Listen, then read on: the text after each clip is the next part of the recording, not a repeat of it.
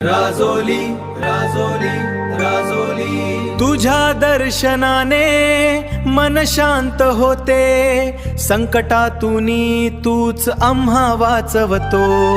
राजोलीचा हनुमंता नवसाला पावणारा, भक्तांचा कैवारी तूच आधार खरा. जय जय हनुमंता, जय जय हनुमंता.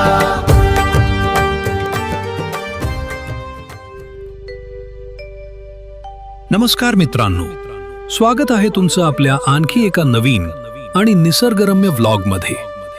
मित्रांनो, आपण नेहमीच वेगवेगळ्या ऐतिहासिक आणि धार्मिक स्थळांना भेटी देत असतो, पण आज मी तुम्हाला अशा एका ठिकाणी घेऊन आलोय जे निसर्गाच्या कुशीत दडलेलं आहे आणि जिथली श्रद्धा अगदी जागृत आहे.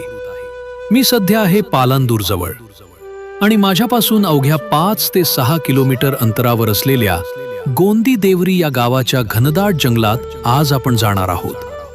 इथे एका प्राचीन आणि जागृत देवस्थानचा इतिहास दडलेला आहे, ज्याला राजोलीचा हनुमान म्हणून ओळखलं जातं. चला तर मग माझ्यासोबत या अद्भुत प्रवासात.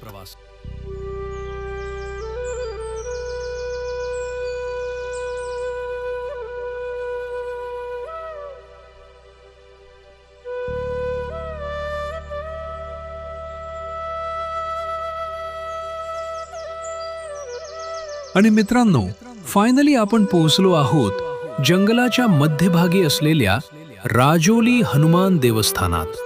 काय सुंदर आणि पवित्र ऊर्जा आहे इथे.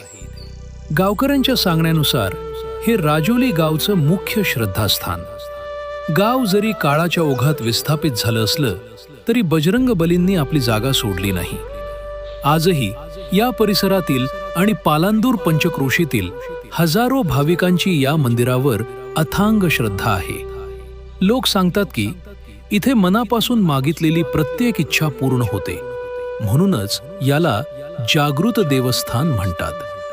शनिवार आणि मंगळवारी तर इथे भाविकांची मोठी मांदियाळी असते.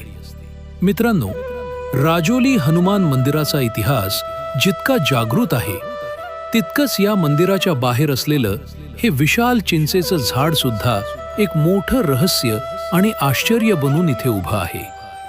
तुम्ही अनेकदा ऐकलं असेल की पावसाळ्यात जंगलातल्या किंवा उघड्या जागेवरच्या मोठ्या झाडांवर वीज पडते, पण या झाडाबाबत गावकऱ्यांचा एक अत्यंत थक्क करणारा दावा आहे. गावकरी सांगतात की या संपूर्ण परिसरात कितीही मोठा विजांचा कडकडाट झाला तरीही या चिंचेच्या झाडामुळे या मंदिरावर आणि आसपासच्या परिसरावर कधीही वीज पडत नाही. असं म्हटलं जातं की हे झाड या संपूर्ण देवस्थानाचं आणि इथे येणाऱ्या भक्तांचं एका सुरक्षा कवचासारखं रक्षण करतं. विज्ञानाच्या दृष्टीनं याला काहीही कारण असो, पण स्थानिक लोकांची अशी अढळ श्रद्धा आहे की हनुमानजींच्या दिव्य शक्तीमुळे आणि या चिंचेच्या झाडाच्या अस्तित्वामुळे इथे कोणतीही वीज किंवा आसमानी संकट कोसळत नाही. निसर्गाचा हा चमत्कार आणि बजरंग बलींची ही कृपा खरोखरच थक्क करणारी आहे. जेव्हा तुम्ही इथे याल तेव्हा या रहस्यमय झाडाला आणि या पवित्र जागेला जवळून अनुभवू शकाल. तर मित्रांनो, निसर्गाच्या कुशीत वसलेलं हे राजोली हनुमान देवस्थान तुम्हाला कसं वाटलं? जर तुम्ही पालांदूर किंवा गोंदी देवरी परिसरात कधी आलात तर या शांत, सुंदर आणि जागृत मंदिराला नक्की भेट द्या. शहरी कोलाहलापासून दूर मनाला शांती देणारं हे ठिकाण आहे. आपण जिथं आज उभे आहोत ते राजोलीचं अतिशय जागृत पुरातन हनुमान मंदिर आहे. फार म्हणजे इथं हे राजोली नावाचं एक रिटी गाव होतं. आपल्याला जे समोरचं चिंचे झाड दिसतं असे आख्यायिका आहे की इथं अगोदर पुरातन वस्ती होतं, पण कालांतराने काही नैसर्गिक आपदामुळे ते वस्ती लोप पावली आणि हे अतिशय पुरातन जागृत हनुमान मंदिर आहे. इथं दरवर्षी आणि दर शनिवारी लोक येत असतात. नवसाला पावणारा हनुमानजी म्हणून याची ख्याती आहे. आजचा 26चा हा व्लॉग जर तुम्हाला आवडला असेल तर व्हिडिओला लाईक करा, शेअर करा आणि आपल्या चॅनलला सबस्क्राईब करायला विसरू नका. पुन्हा भेटू अशाच एका नवीन आणि रंजक ठिकाणी. तोपर्यंत जय बजरंग बली. राजोली राजोली राजोली तुझ्या दर्शनाने मन शांत होते, संकटातून तूच आम्हा वाचवतो.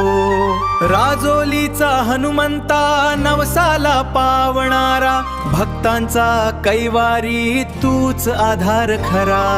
जय जय हनुमंता, जय जय हनुमंता.